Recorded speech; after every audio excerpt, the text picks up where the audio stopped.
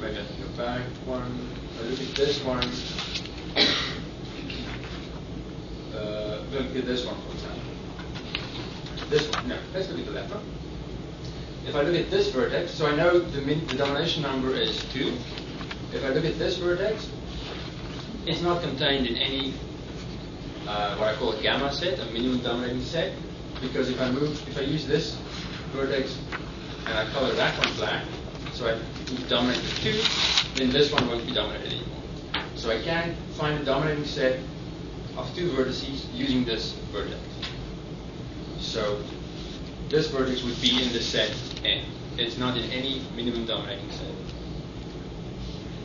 So we can use that set to characterize trees with domination subdivision number 1.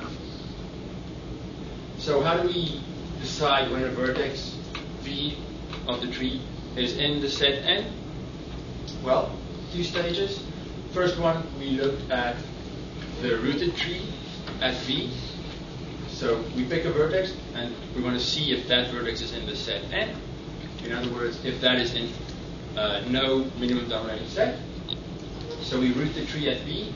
Let's look at a more complicated example with more edges and vertices.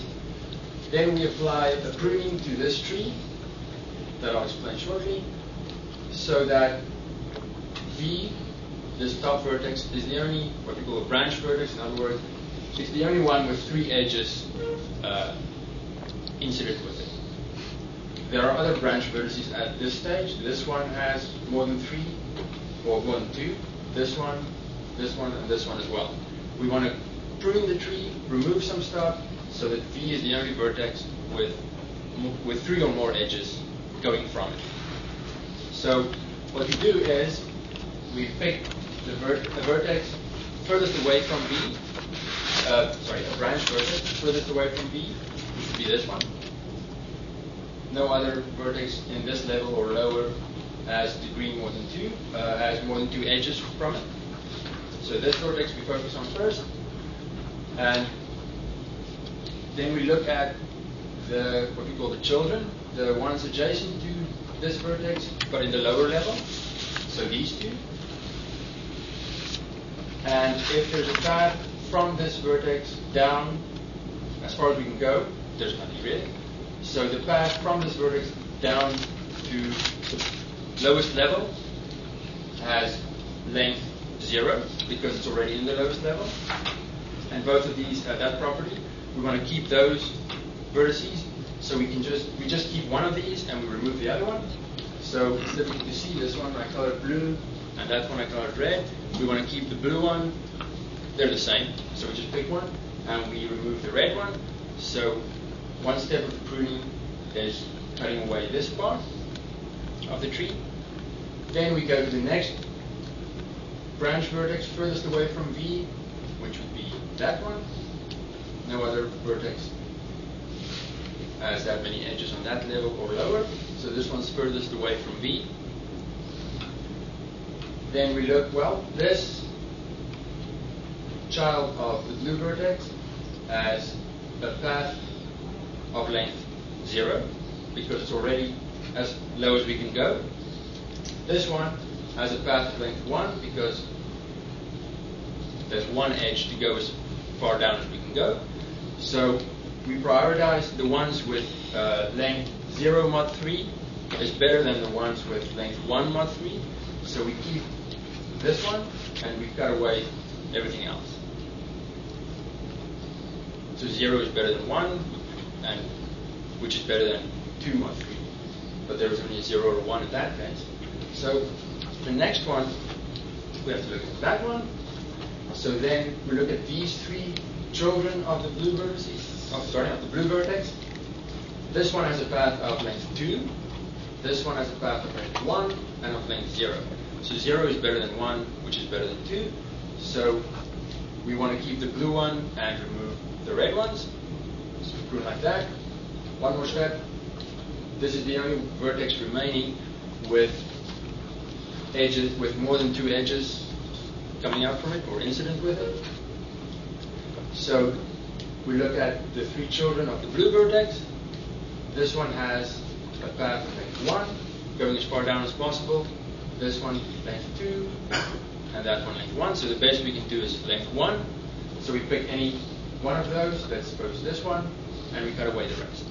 So then we end up with a tree that's still rooted at V, and V is the only one with 3 or more edges from it. And we call that T bar sub V.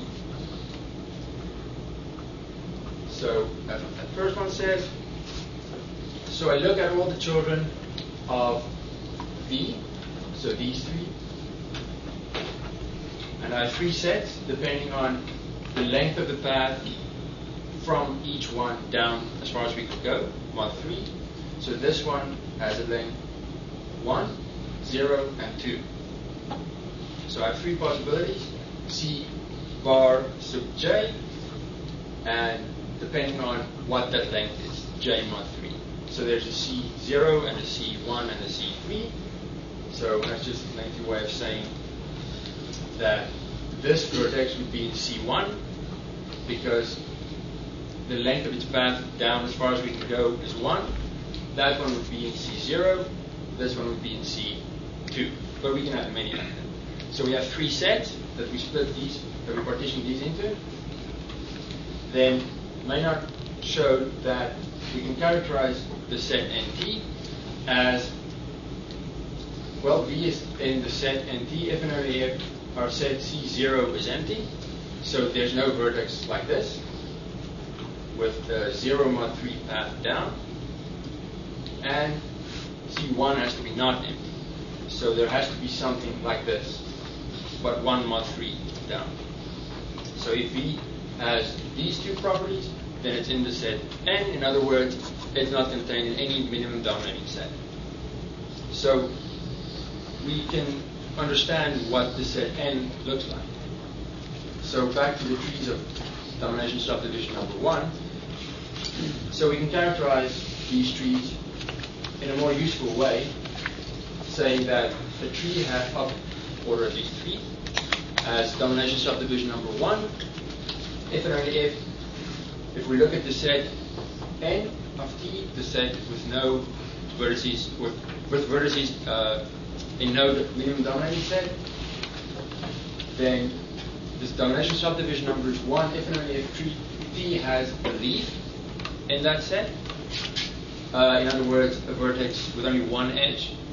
So these would be leaves. There's only 1 edge incident with it. So if T has a leaf in that set, or 2 adjacent vertices in that set. So this is useful because it enables us to characterize, well, to provide an efficient algorithm or an n-squared algorithm for deciding whether a given tree has domination subdivision 1, domination subdivision number 1 or not. So let's just briefly show the algorithm. You don't have to read through all of this. Essentially, we just want to find the set N, so I call it find N, and we use the adjacency list of the tree, and it's just a way to code the tree and which vertices are adjacent to which ones.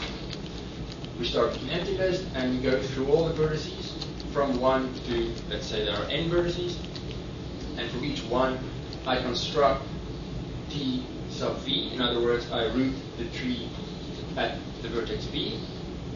Then I do the pruning, which is really just a relabeling of vertices. I check to see if my set,